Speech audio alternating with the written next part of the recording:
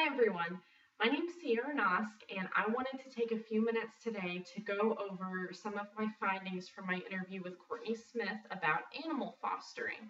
She spent some time in the past doing some animal fostering, so I wanted to take this opportunity to learn a little bit more about that.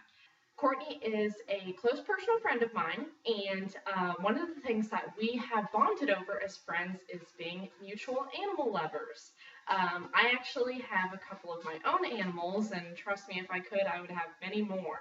I've got a small kitten named Dexter. Here, this is Dexter. I got him just a couple weeks ago, and look at his little stubby tail. He's very cute. I love him. Mwah. I also have a puppy dog, Lola. She is a pit bull. She is about 3 years old, and she's my baby girl. I really love animals, but I, of course, can't have every animal on the planet. So I have been considering fostering for quite some time now. Now, fostering animals is a really wonderful thing to do. Um, it actually can help save animals from being euthanized because you're taking animals out of these overcrowded shelters and giving them a temporary home. Where a lot of times in shelters, if there isn't the option to place an animal in a foster home, the only option is to euthanize them because there just simply is not the space for them. So you can actually save lives by doing it, which is really, really awesome. You also, you help give the animal a more relaxed environment to grow up in. Of course, it's never fun for an animal to live in a shelter. It's kind of like, think about if you had to live in a hospital. It's not a nice environment. So putting them in a loving home is just a much more calm, stress-free environment for them to grow up in. Also, if you're the kind of person who really loves animals but doesn't really want the long-term commitment that comes along with a cat or a dog or something like that, fostering is a really great way for you to spend a little bit of time with animals. So back to talking about Courtney's experience, she fostered for the Jacksonville Humane Society for about 2 years. She actually stopped fostering because of a negative personal experience she had there. She took in this kitten that she found, and the woman that she spoke with, actually, to quote Courtney, she said that the woman said, "This kitten's not friendly, we're just going to put it down." So after that woman said that, she stopped fostering. What she did, while she was doing the fostering, what she mostly fostered was sick kittens. There was one dog on one occasion, but she didn't really have the space in order to foster dogs. That's why she stuck with the kittens. That's important to me because I actually am very limited on space.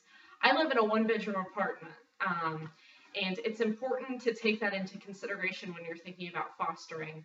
I actually read an article titled "Before You Foster" that I found on petfinder.com, and it expressed the importance of having the space where you can separate your fostered animals from your personal animals. Something else to think about is that the potential damage that there could be to your home from these animals.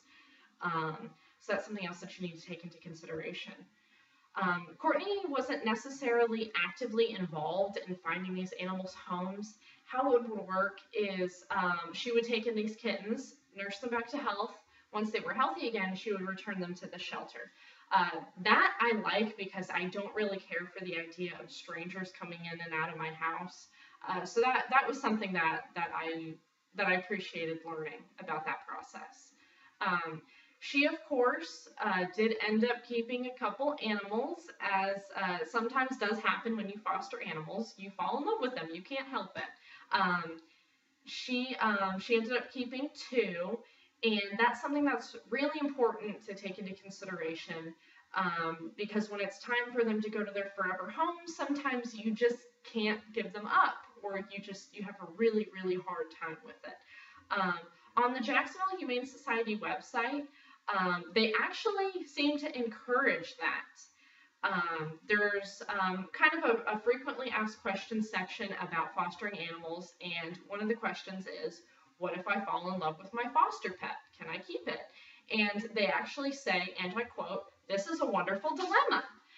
So they like if if your fostered animals can find a forever home with you because they're already familiar with you and your family and the environment. The Jacksonville Humane Society website also expresses that they provide you with all the items that you need to care for the animals.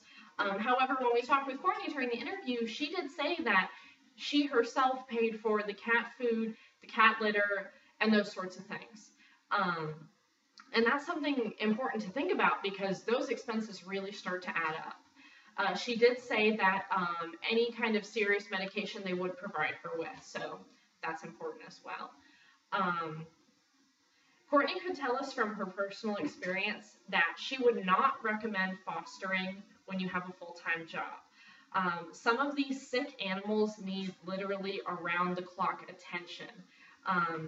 Also, an article that I read on MatadorNetwork.com titled Beginner's Guide to Fostering Animals talked about this topic as well. It's very time-consuming to foster, and also you have to think about the fact that some animals are going to need to go to the vet to get special treatment for the regular shots.